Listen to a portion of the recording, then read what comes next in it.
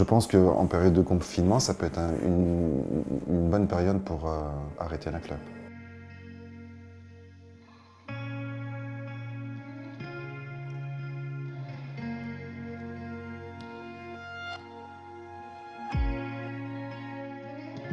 J'ai essayé d'arrêter pendant le confinement, peut-être parce qu'il y avait moins de contacts de vie sociale, etc. Il y a moins de tentations. Pendant le confinement, comme le disait Xavier, on est plus à la maison, on ne sort pas, on n'a pas les week-ends avec les copains. Donc forcément, ça nous a aidé à enlever certaines cigarettes. Et du coup, quand on commence à en enlever certaines, on se dit pourquoi pas toutes les enlever. J'ai reculé le moment de prendre une cigarette. J'ai reculé et je me suis dit, tu as tenu jusque-là, tu peux essayer que de continuer.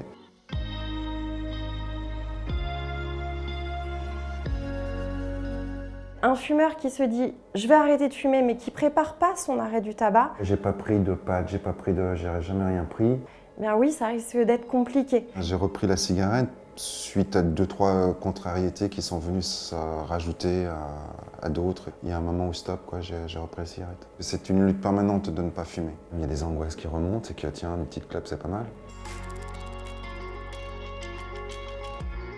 Consulter un professionnel de santé. On sait que justement les personnes qui vont voir un médecin spécialisé dans l'arrêt du tabac pour leur suivi, eh bien, ils ont 70% de chances de plus de réussir leur arrêt. Les outils que je peux conseiller, ça va être par exemple une application, l'application de Tabac Info Service qui va vous permettre d'avoir un coaching tous les jours, vous allez recevoir un petit message pour vous encourager. Après, il y a aussi le 3989 qui est la ligne de Tabac Info Service où vous pouvez avoir un tabacologue qui va vous conseiller, qui va vous coacher. On fume parce qu'il y a 3 dépendances. La première dépendance, c'est la dépendance physique, c'est le besoin de nicotine.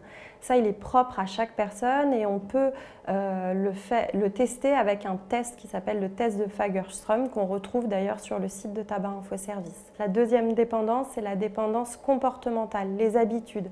Je viens de finir un repas, j'allume une cigarette, je fais une pause, j'allume une cigarette, je m'ennuie, j'allume une cigarette. Et la troisième dépendance, c'est la dépendance psychologique, c'est le fait de gérer ses émotions avec la cigarette. Je suis anxieux, je vais fumer, je suis triste, je vais fumer.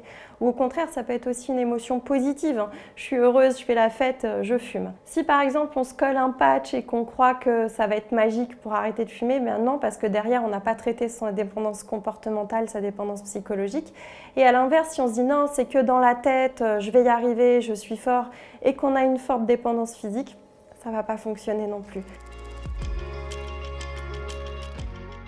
J'ai mon deuxième qui me dit, mais papa, faut vraiment que tu arrêtes, quoi. Ce qui me motive essentiellement, c'est la santé, c'est qu'un jour ou l'autre, il va falloir que j'arrête. Je joue au foot tous les dimanches et que j'en ai marre au bout de 10 mètres de plus avoir de lucidité, de plus avoir d'oxygène. Et je vois bien que la clope, ça m'embrouille l'esprit. Les gens sont motivés par leur santé, mais aussi pour l'argent, surtout que maintenant le paquet il coûte 10 €. Quand on fume ne serait-ce que 5 cigarettes par jour, c'est un budget de 900 € par an, donc c'est assez conséquent. Et puis il y a aussi parfois arrêter d'être dépendant de quelque chose, retrouver sa liberté. On a 1,9 million de fumeurs en moins. Il ne faut surtout pas se décourager, ne jamais renoncer à essayer d'arrêter de fumer et un jour on arrive à arrêter de fumer.